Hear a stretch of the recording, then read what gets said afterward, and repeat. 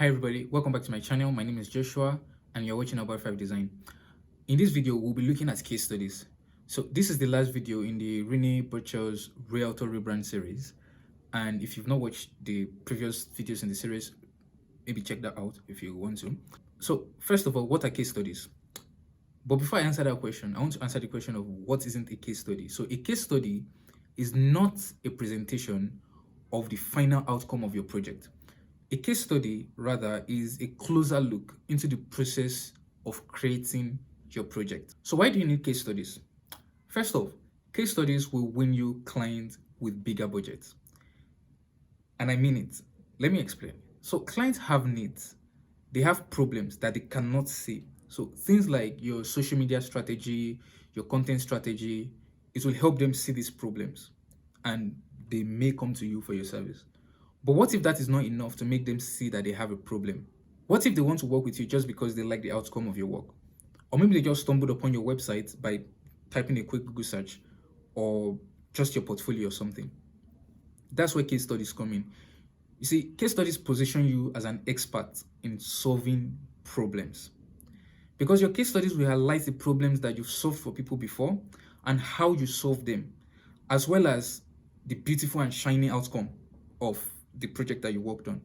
So rather than just showing how good you are as a designer, you need to show how good you are as a problem solver. That way, they can already see your work as an investment rather than a commodity or a product. So clients will pay you more when they can see the financial impact that your service will create for them. You know, the financial impact that you can make to their lives when they hire you. When they see that, it makes it easier for them to pay bigger bucks for your work. So clients need to be educated on how designing and doing things in a particular way or style or format can help them achieve a particular result that they're looking for.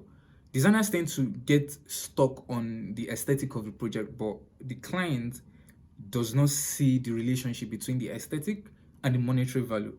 So your case study is supposed to bring that into their attention.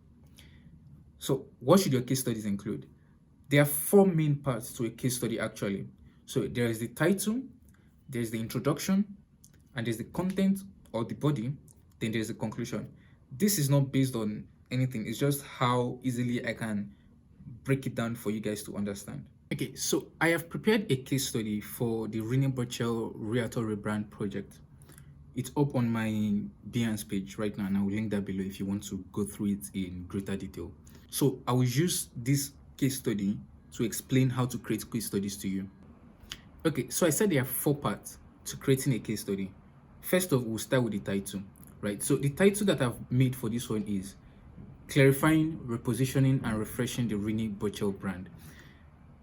Why I made it a separate section as a thing on its own is because you need to make your title informative and catchy. You need to write titles. A lot of people just start posting the images of their work or the story of their work without writing titles. Don't just start posting. Let people know what they are looking at. If you check case studies from bigger studios like Blind or Pentagram, you will find out that they title their case studies. So emulate them. Title your case studies. It's fun. So next up is the introduction. So the introduction is just this section right here. The introduction can also be the summary of the entire project. We can call it a summary. So it's the summary of the entire project so that they can decide whether they want to continue reading or not. You want to make this part easy to read and very, very concise. So you want to give the details of who the client is. Here, I already explained that Rene Burchell is an experienced Texas-based realtor who has been serving clients for over 20 years. That's okay. If you work for a fashion company, just highlight what the fashion company does or who they are, essentially. So the next thing you want to figure out is what the problem was. That's what you want to tell them next, because it's the problem you are trying to solve, essentially. Here I've written the problem. Rene has a large client base offline, and if you watch episode 1 of the series, you will see me highlight the problems that I think that the brand is facing and the reasons why I decided to redesign this brand. So I basically summarized that problem in 4 lines in this document. So the next thing is the solution. What was my solution? What was your solution to the problem? So After careful research, it was evident that there's a need for a rebrand. That was my solution. You need to do a rebrand.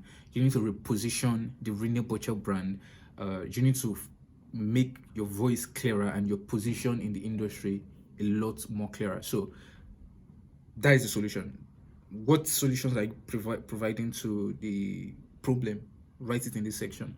Then the next section is the outcome. So the outcome is where you want to toot your own on a little bit. What was the final work like? Here I wrote that I redesigned the Rene Butcher brand from the ground up, introducing a refreshed, consistent, and authentic identity that expresses the brand's expertise and approachable personality, as well as a crystal clear strategy for attracting the right audience. Here, make it good. That's the only part in the entire document where you can actually toot your own on. Tell people what you actually achieved with the project. There is another part that is not included here because this is not a real life client project. In a real life client project, there will be something like the impact. I don't know what else to call it. So like the impact or the results of the project. What I mean by that is how much money did they make? By how much did they triple, or by how much did they multiply their revenue? How much money did they raise? How many people attended their fundraiser events or something? So like I said, I don't have it here because it's not a real client's work. Then the next thing you want to do is list the services you offer. The reason why you want to do this is maybe you are not the only one that did the entire project from scratch. Maybe you partnered with a studio or something and you had your own roles. List your own roles here. And if you are putting this on your website, you may want to attach some SEO tools to it so that it's easier to find for search engines, essentially. So now we come to the content.